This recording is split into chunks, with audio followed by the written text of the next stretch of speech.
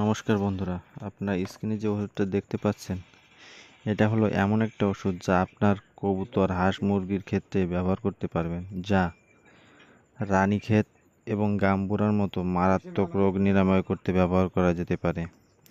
আর এটা gentamicin group, যা আপনার কবুতর সহ হাঁস মুরগির দেহের ক্ষতিকর ব্যাকটেরিয়ার বিরুদ্ধে কাজ করে এবং রোগ নিরাময় করে।